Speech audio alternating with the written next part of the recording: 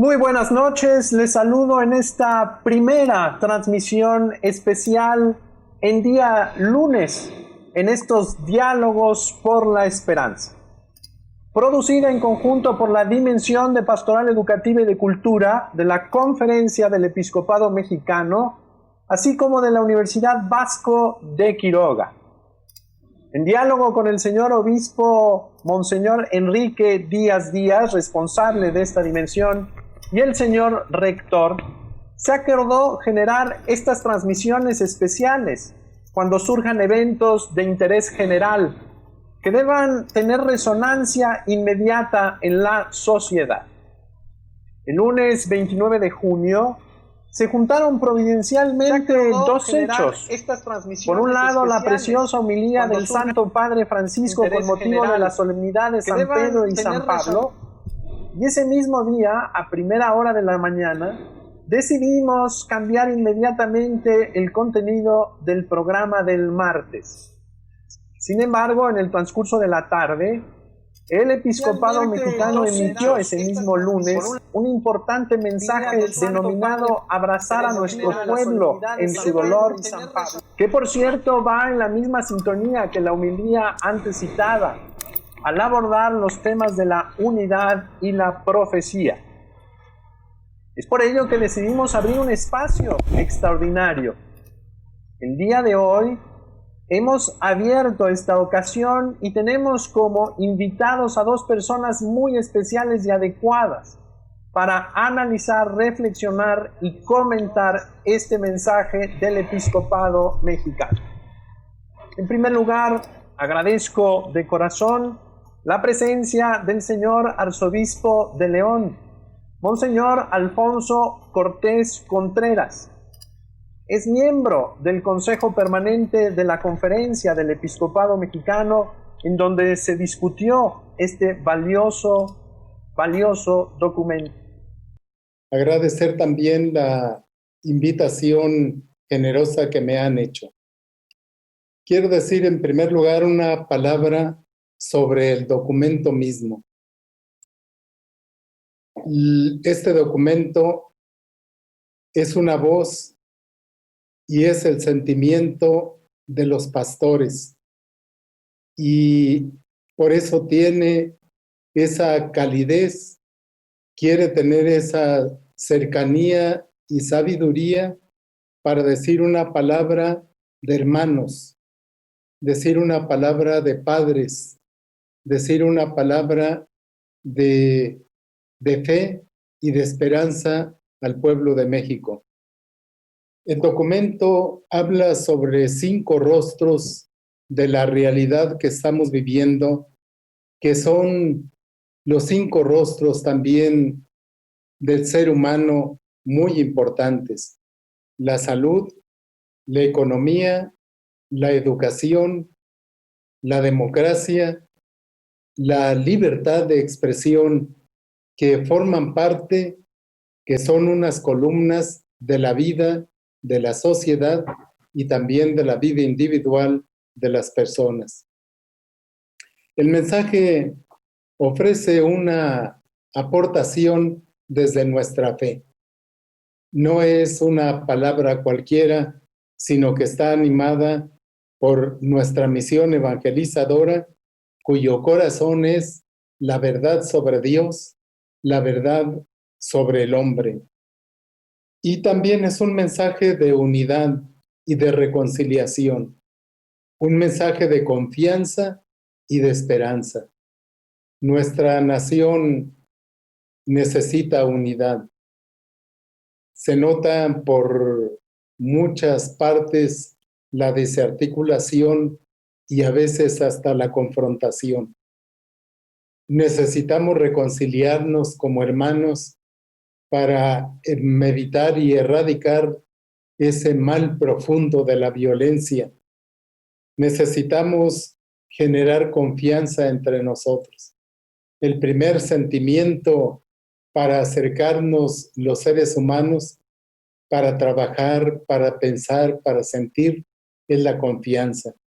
Y la confianza tiene que generar siempre esperanza.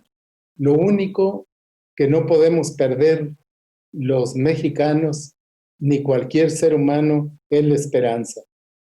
El documento señala también la realidad con sus retos y sus desafíos, con sus necesidades y carencias. Creo que es un documento que con lenguaje respetuoso, pero también apoyado en la verdad, le llama a la realidad por su nombre. Invita también, pues, a la unidad por el bien de todos. Creo que esta crisis profunda que estamos nosotros atravesando requiere de unidad y reconciliación nacional. Yo quiero decir una palabra sobre todo, ¿cuál es la responsabilidad moral que exige este documento, tanto a nivel civil como a nivel nuestro de iglesia? Yo creo que se necesita la amistad social. Eso que tú, Padre Eduardo, has ya traído ahorita aquí al tema, la amistad social, que no es un equilibrio de intereses.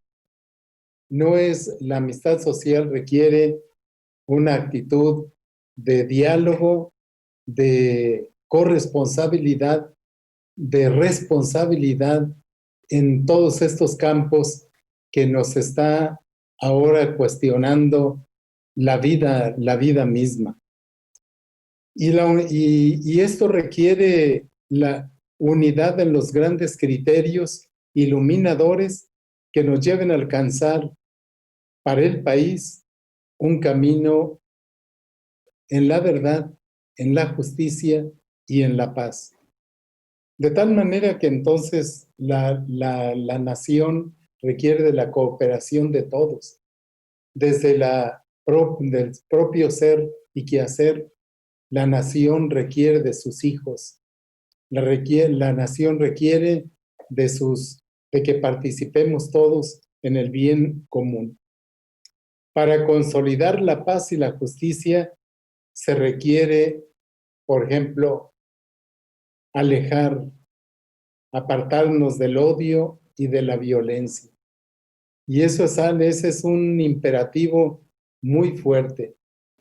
Indudablemente todo este compromiso político, social, requiere poner a la persona en el centro de nuestro interés. Requiere poner el bien común, requiere la solidaridad, requiere que los bienes tengan un destino social, se requiere de democracia. Estamos viviendo una crisis antropológica, por eso necesitamos reflexionar qué es el ser humano, cuál es el destino del ser humano. Se trata de poner el bien común en el centro del corazón de la nación.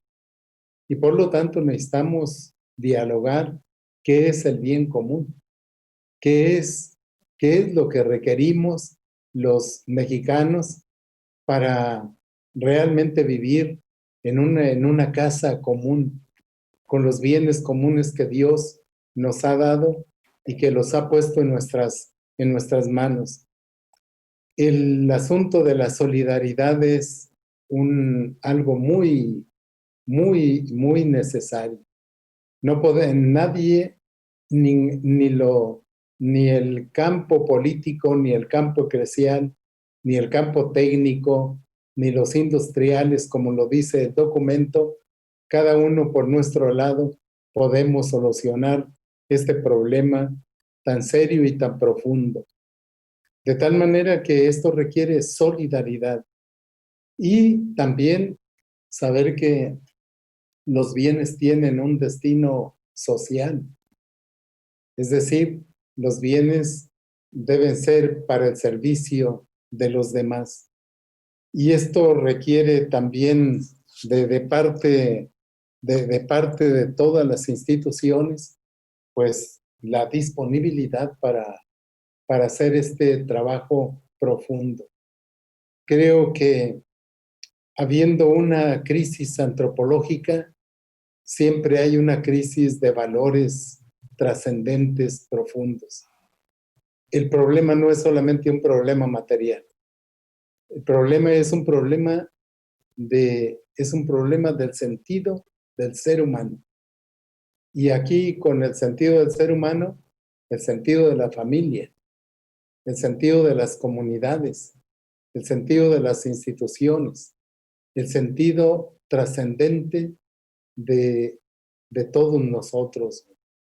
Entonces, yo insisto, y porque los documentos por sí mismos no van a ser la solución.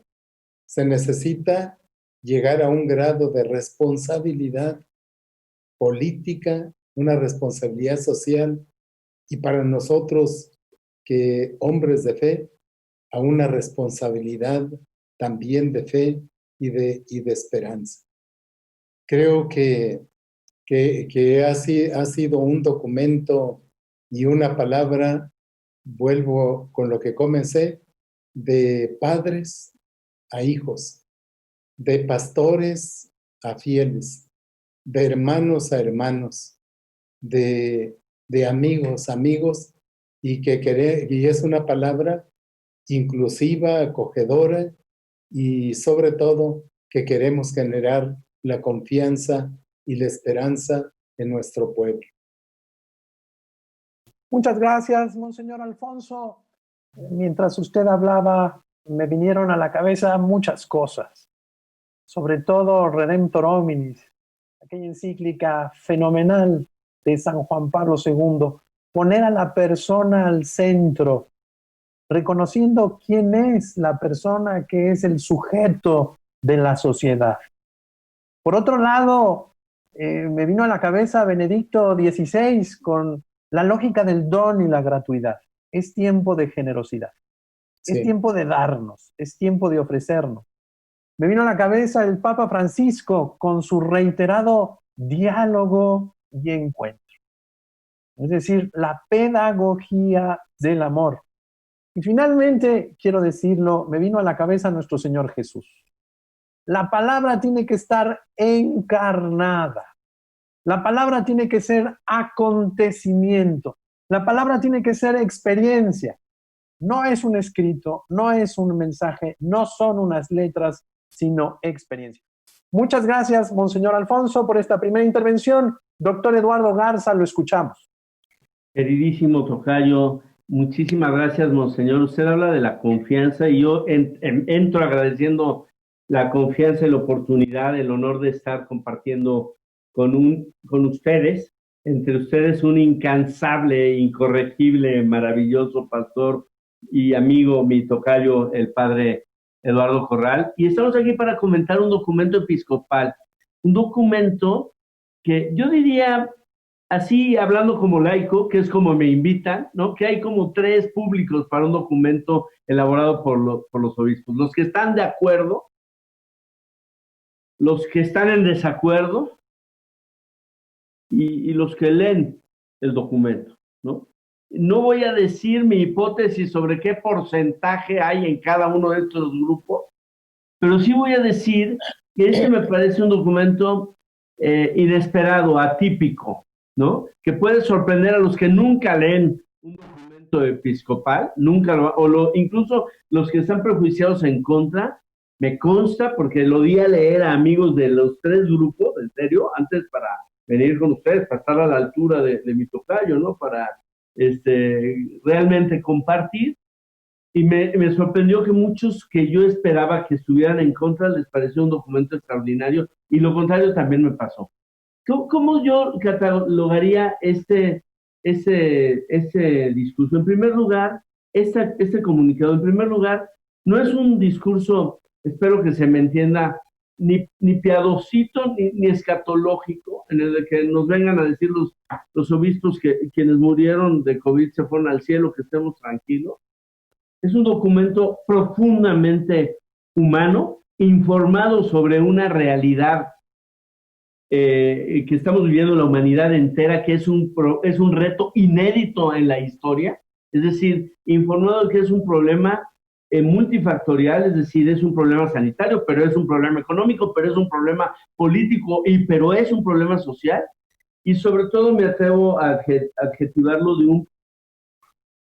de un documento profundamente empático y compasivo, es decir, que está sintiendo y haciendo suyo, y esto no es fácil, el dolor, la angustia de precisamente los grupos, ya los mencionó Monseñor, que están hoy de veras puestos en vilo en México, los enfermos y sus parientes, por supuesto, ¿no? Los pobres que se están pauperizando más, el documento está muy bien informado y es muy compasivo decir, a ver, aquí hay personas que están muriendo a miles por día, esto no es normal, no nos podemos acostumbrar a eso. Y levantamos nuestra voz indignada eh, para abrazarlos. Es muy bonito el verbo que utilizan los obispos. Abrazamos a los enfermos, abrazamos a los pobres, abrazamos a las víctimas de la violencia. No podemos ignorar que la violencia no está en cuarentena, así lo dicen, ¿no? Abrazamos a los ciudadanos, y yo me atrevo a decir que es un documento congruente en el sentido de que algunos pensarían que es un poco tardío, pero nosotros decimos, pon de acuerdo a tantos señores obispos, ¿no? Entonces, es un documento que invita a la democracia, pero que es un documento colegiado, hecho por consenso. Eso no es fácil entre tantas personas de tantos lugares, de tan distintas matrices culturales como son los señores obispos. Entonces, es un documento democrático que promueve la democracia y piensa también en los educandos, en los actores del sistema educativo. Entonces, yo diría, es fascinante y es raro que en lugar de un documento abstracto, etéreo, como la verdad a veces nos tienen acostumbrados, dice Albert Camus, hay algo peor que el odio, y es el amor a las abstracciones, ¿no? Porque en nombre de una abstracción del pueblo, del futuro, de la revolución, de un concepto, se han hecho las peores atrocidades en la historia de la humanidad. Entonces yo empezaría diciendo eso, no es un documento abstracto ni piadoso, tampoco es un documento críptico para que lo estemos descifrando no, dice cosas bien concretas y me atrevo a decir que es un documento valiente, ¿no? Muy clarito, por ejemplo, en su defensa de las instituciones autónomas y del IFE, por ejemplo, en su apuesta por la palabra crítica y por el periodismo crítico, por ejemplo, en su defensa de la cultura y de la educación y de sus instituciones. Y yo creo que uno, cuando recibe una carta, merece que le hablen así. Lo merece y sobre todo lo agradece. Yo estoy verdaderamente agradecido por este documento y me atrevo a decir una cosita más en esta primera intervención, don Alfonso, querido tocayo, un documento claro. Yo no soy de citar el evangelio del día anterior, pero ayer el evangelio decía la palabra de Jesús: te agradezco, Padre, que hayas ocultado estas cosas a los sabios y se las hayas revelado a los sencillos. Qué fascinante, ¿no? Qué doloroso que muchas veces la iglesia lo que hacemos es ponerle rizos al perrito y hacer críptico lo que fue dicho para la gente sencilla. En esta ocasión, benditamente, no fue así. En esta ocasión, los obispos nos dan un mensaje humano, compasivo, empático, sumamente claro y sumamente concreto, que la verdad merece toda la recepción, la difusión, y que si bien, como dice don Alfonso, no nos basta, sí lo requerimos.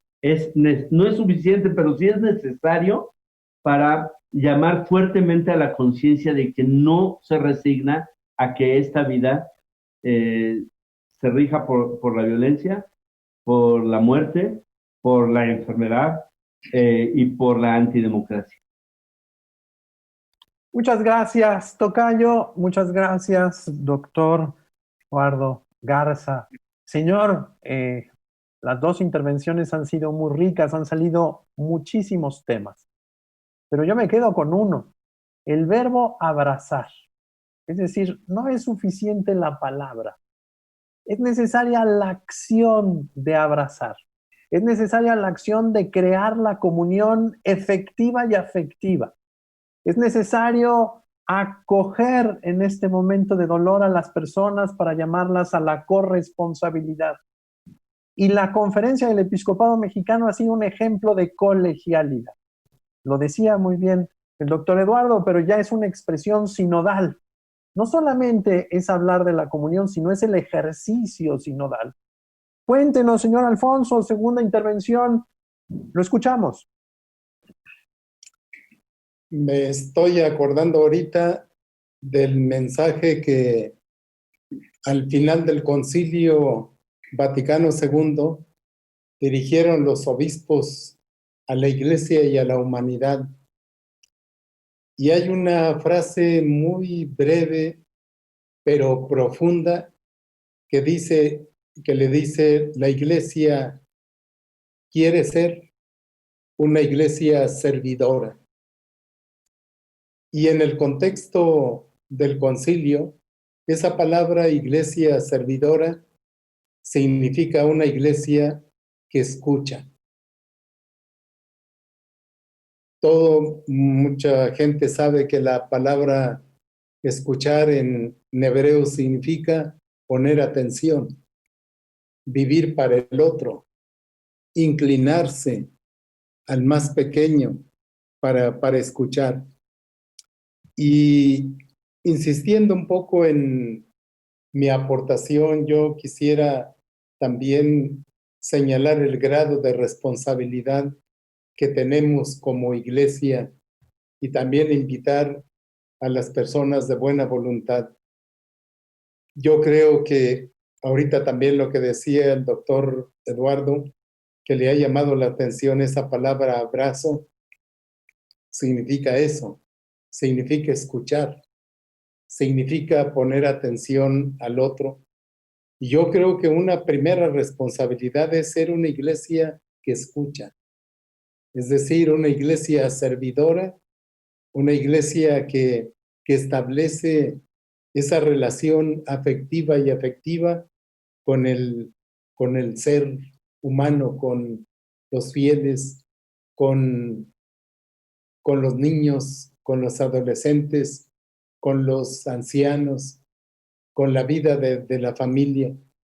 Y yo creo que tenemos la obligación y el deber de cultivar en los fieles cristianos la memoria histórica y social de nuestra fe, de nuestra nación. Yo creo que tenemos que recuperar la riqueza de la tradición y de la cultura en México, para no ser un pueblo que no tiene memoria. No podemos nosotros interpretar correctamente lo que está aconteciendo si no tenemos memoria histórica. Nuestra nación tiene una historia, nuestra nación tiene una cultura viva, profunda, donde tiene una memoria cultural y tiene una memoria de fe profunda. Yo creo que solamente desde ahí podemos nosotros vivir en comunión en esta nación. ¿No? Esta nación tenemos una riqueza cultural indígena, tenemos una riqueza cultural mestiza, tenemos una riqueza cultural nueva, hay una nueva cultura y necesitamos, como hemos insistido, en la sociedad, generar la unidad y la confianza. Ahora nosotros en la iglesia tenemos que vivir sinodalmente, es decir, caminar con el pueblo. Caminar con el pueblo. Lo que le insisto en lo civil sería esa amistad social, ese querernos, ese apreciarnos todos en nuestros propios campos. También insisto en que necesitamos ser una iglesia educadora en la fe. Hemos hecho mucho culto, pero no hemos hecho en la misma forma y profundidad, no hemos hecho cultura cristiana. Necesitamos educar. Y el ser humano es lo que la educación hace de él. De tal manera entonces que estamos llamados también a leer los signos, los nuevos signos de los tiempos y comprender los nuevos desafíos que nos presentan. Esto requiere cosas tan importantes como formar pastores para este tiempo.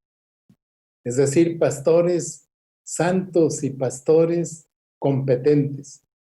Significa también formar laicos que tengan su voz, que tengan su libertad, que tengan su responsabilidad y que iluminen también con su vida de fe y de esperanza estas realidades terrenas. Creo que aquí también necesitamos gente que sepa comprender los desafíos que la crisis de la modernidad y la propuesta cultural actual nos plantean. Yo creo que hay tres actores principales: la familia, la escuela y la iglesia, junto con toda la sociedad. Y para esto creo que debemos ofrecer un humanismo cristiano de carácter social y político en el sentido real de la palabra política, que es el sentido del bien común. Si tenemos una crisis antropológica, pues la respuesta tiene que ser un humanismo social, un humanismo político por el bien de todos. Y creo que esto es pues parte de la encarnación del Evangelio, parte también del sentido humano del Evangelio y su sentido trascendente. Yo finalmente insistiría en que el Evangelio debe tener sus cauces y principalmente la educación y la cultura. Y esta educación y cultura hacerse también un gesto social transformador. Pienso que la iglesia tiene que ayudar, cooperar. Nosotros no somos todo, pero sí somos una parte muy importante de la sociedad. Nuestro primer ofrecimiento es Cristo. Nuestro primer ofrecimiento es la palabra evangélica. Nuestro primer ofrecimiento es esas virtudes cristianas que le dan sentido a la vida del ser humano, le dan sentido a la creación, le dan sentido a toda la sociedad. Yo creo que lo único que no podemos perder los mexicanos es la esperanza. Y esa esperanza esperante, esa esperanza trascendente y profunda que Dios nuestro Señor nos debe fortalecer y suscitar en nuestro corazón. Muchas gracias, señor Alfonso. Muy rica, sin duda alguna, su intervención, muy amplia. Y creo, doctor Eduardo, que estamos en la misma tesitura. Este virus nos ha puesto en crisis a todos. Este virus nos ha puesto a todos a pensar quiénes somos y para qué somos. Este virus, de alguna u otra manera, nos mete en un reformateo, por así decirlo, según las palabras de nuestro amigo Guillermo Hurtado, que nos plantean, ¿verdad? Reformatémonos, repensemos todo lo que estamos haciendo, no para tirarlo, sino para llevarlo a plenitud, para darle mayor amplitud y mayor profundidad a cada una de las cosas. Lo escuchamos, doctor Eduardo. Hay un doctor, hay un filósofo vasco, y me da pena ahorita no poder recordar ni pronunciar su apellido, ¿no? Que dice, no estamos frente a un problema epidemiológico, sino frente a un problema epistemológico, ¿no? Es decir, de veras darnos cuenta de que es una situación eh, inédita, tremenda, fascinante por otro lado, en la cual se muestran muchas paradojas como las que Monseñor nos hace favor de poner a nuestra consideración, ¿no? Por ejemplo, eh, se cierra el culto. Yo me imagino que desde la cristiana no había pasado eso en México, no soy historiador. Bueno, con la influenza medio lo cerramos, pero realmente que se suspenda el culto en México hacía, pues, no sé, 80 años, no sé cuántos años, muchos años, ¿no? Sí. Y sin embargo renace profundamente la espiritualidad. Nos encontramos en un momento de adversidad y sin embargo las palabras sentido y esperanza se pronuncian quizás con más fuerza y con más necesidad que nunca. Se nos presenta y nos lo presenta un microscópico virus, el espejo tremendo de la muerte, y en el misterio de la muerte vemos reflejado un misterio aún mayor y nos nace agradecer el misterio de la vida. Estas paradojas a las que nos invita amablemente Monseñor Cortés hablan precisamente de un momento muy definitivo y muy fuerte en el que pareciera que hay cosas que se agotan, hay cosas que renacen. Casi hablarían algunos amigos de un fin de época.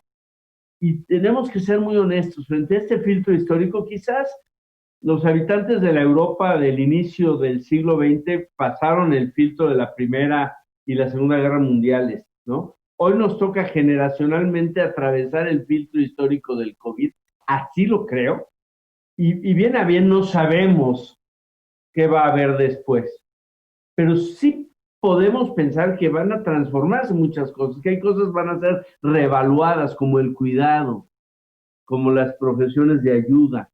Hay cosas que van a ser devaluadas por ese filtro, el glamour, la ostentación, lo suntuario, ¿no?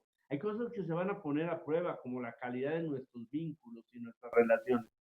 Pero yo creo que lo que usted nos invita a ver, Monseñor, y yo de corazón se lo agradezco, y también la carta que nos convoca hoy nos invita a hacer, es que en cualquier escenario, pase lo que pase y sea lo que sea, dialogar y generar espacios de encuentro, es decir, aquellos en los cuales el conocernos y el interactuar nos transforme, es fundamental. Me gusta y me conmueve que usted hable del abrazo, y yo no sabía estas etimologías, usted sí sabe, ¿no?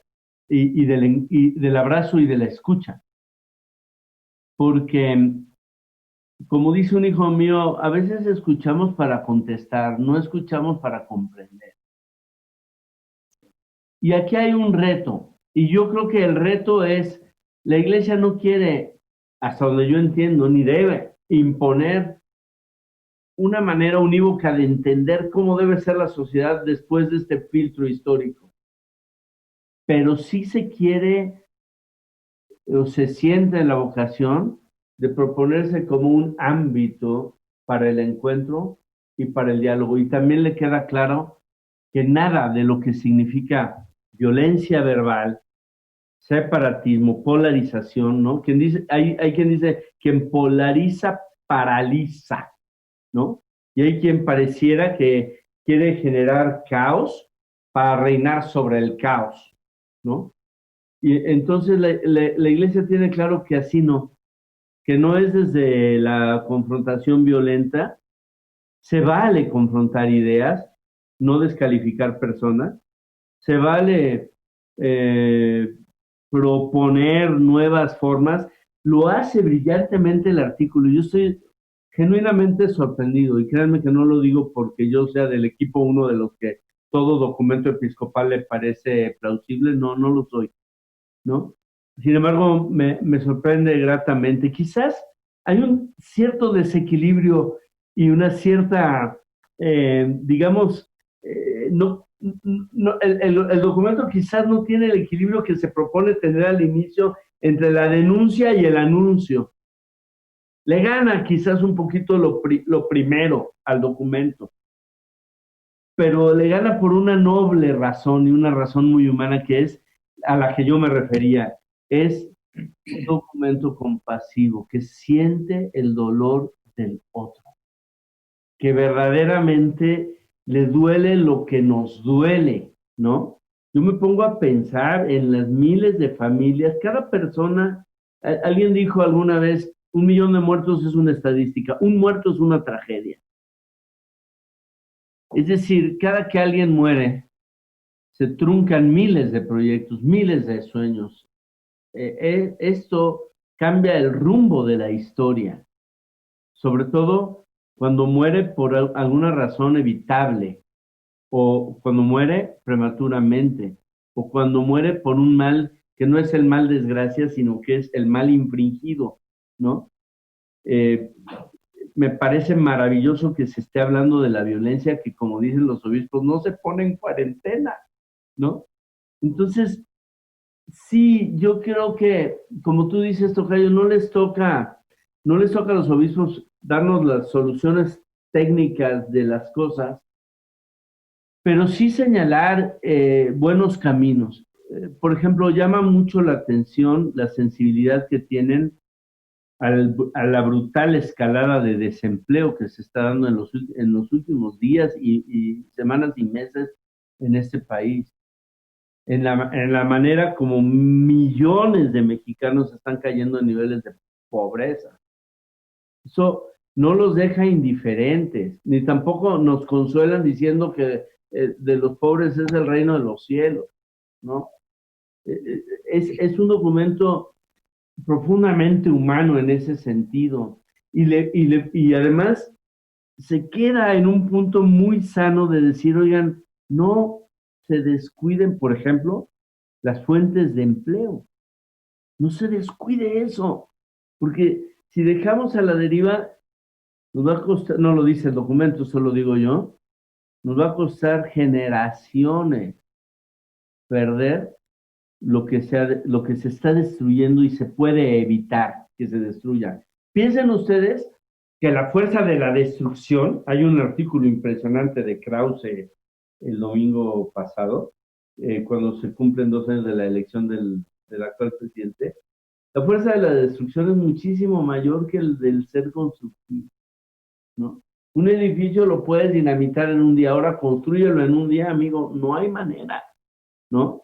Entonces, yo creo que los obispos sanamente, firmemente, asertivamente, claramente dicen, por favor, no basemos esto ni en la violencia, ni en el encono, ni en la polarización, tampoco en la destrucción.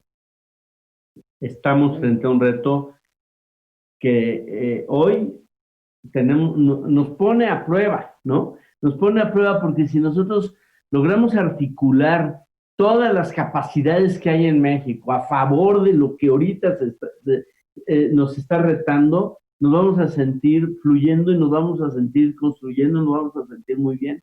Y la iglesia, yo la entiendo diciendo, o sea, yo pongo el ámbito, yo pongo un espíritu en el que creo que es el espíritu de diálogo, vamos construyendo. Y además, un detalle muy bonito, hablan como pastores y hablan como ciudadanos.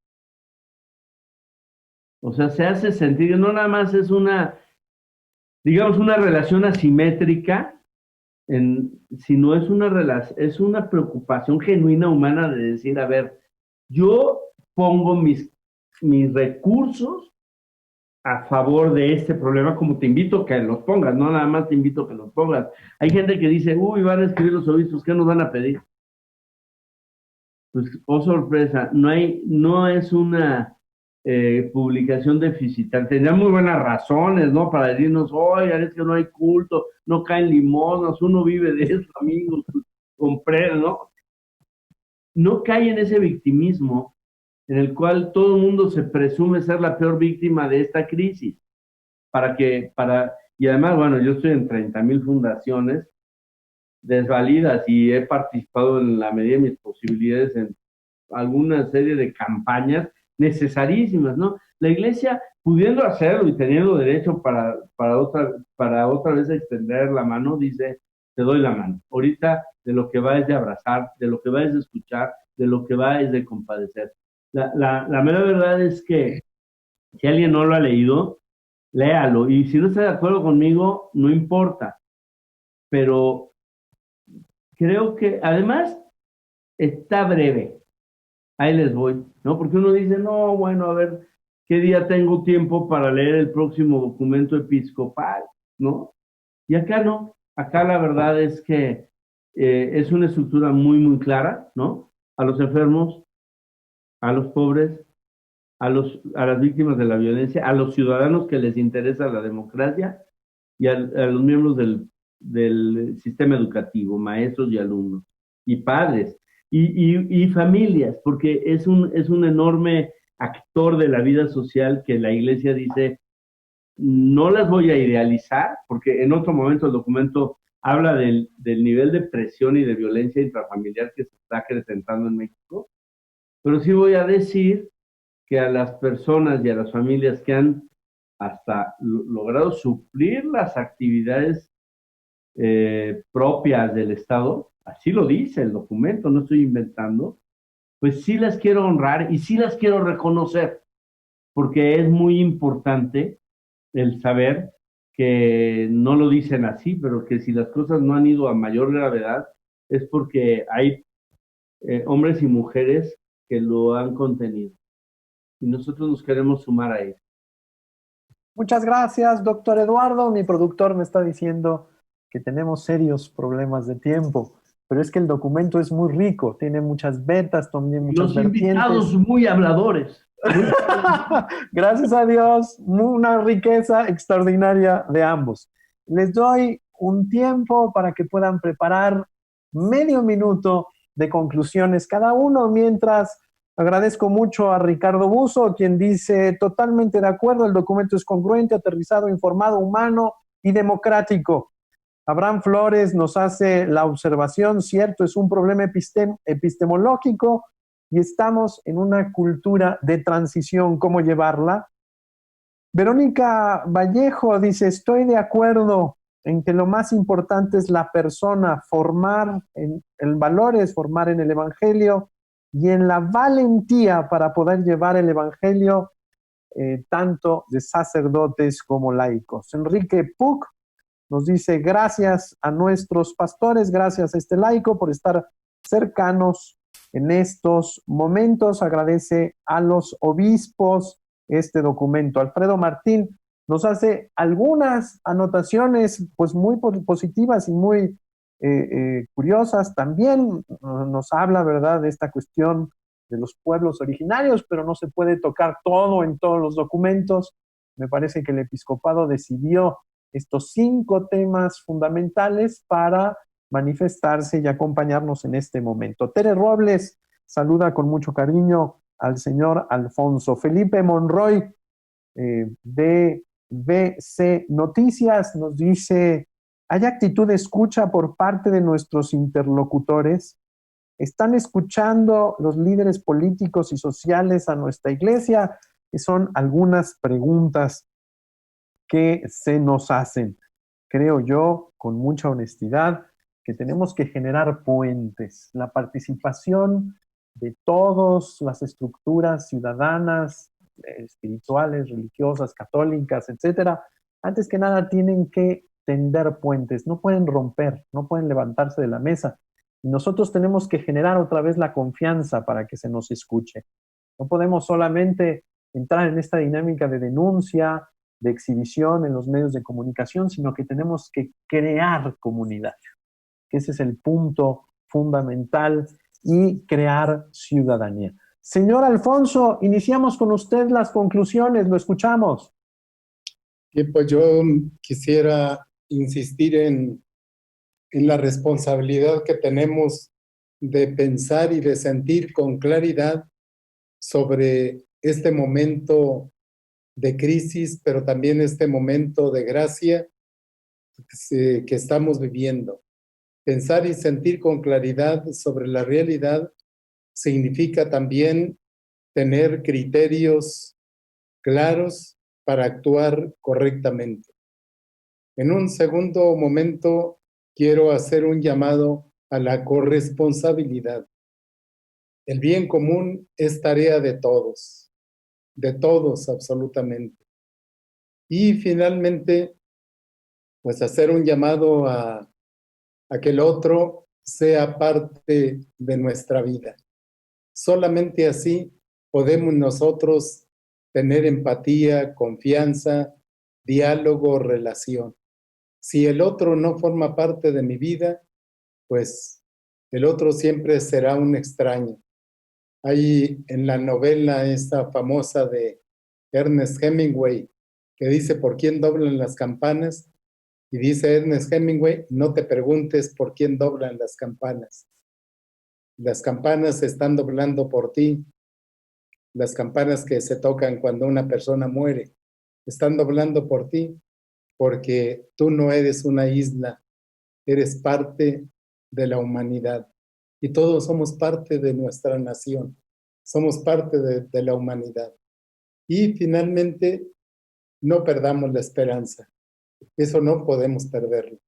No perdamos la fe y la confianza de que el Señor está con nosotros y nuestra Madre Santísima de Guadalupe nos vio nacer, nos tiene en sus brazos y seguimos estando en los brazos de nuestra Madre Santísima de Guadalupe. Muchas gracias y pues gracias Padre Eduardo. Doctor, gusto en conocerlo, en escucharlo y con esa sabiduría y compromiso. Y un saludo para todos y hasta la próxima, si Dios quiere.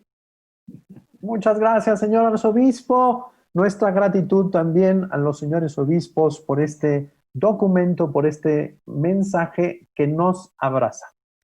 Doctor Eduardo, lo escuchamos en sus conclusiones, nuestro laico todoterreno. Súper agradecido, tocayo, enormemente agradecido por conocerlo, monseñor, y con una claridad, ¿no? Este problema es complejo, este problema es inédito, es multifactorial, porque como hemos dicho es un problema sanitario, pero económico, pero social, pero cultural, pero político, ¿sí?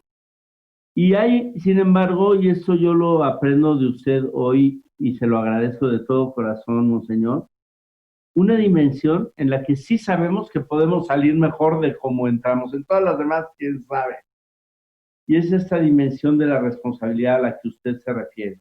Es la dimensión ética. Y en ese sentido, sí sabemos una cosa también. El mundo que venga después de esta crisis, el mundo post-COVID, depende también de las decisiones que tomemos hoy. Y si esas decisiones van en la línea de lo que usted propone, del encuentro, del diálogo, de la justicia y de la construcción del bien común, pues estaremos poniendo un granito de arena para que lo que resulte sea mejor de lo que teníamos. Y de eso va la cosa, no de volver, sino de recrear, de resetearnos, como decía mi querido tocayo citando a Guillermo Hurtado.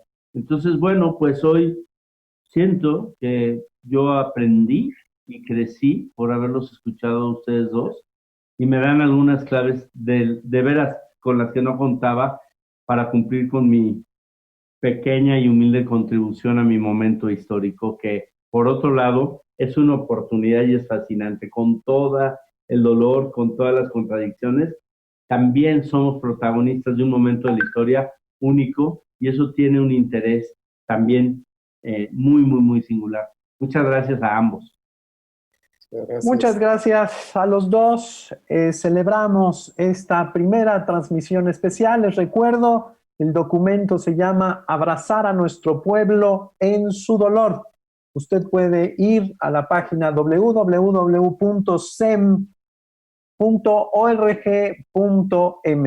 Les digo también, con mucho gusto, que nos están escribiendo de Bogotá, Colombia, Juan Pablo, quien envía saludos y nos ha escuchado.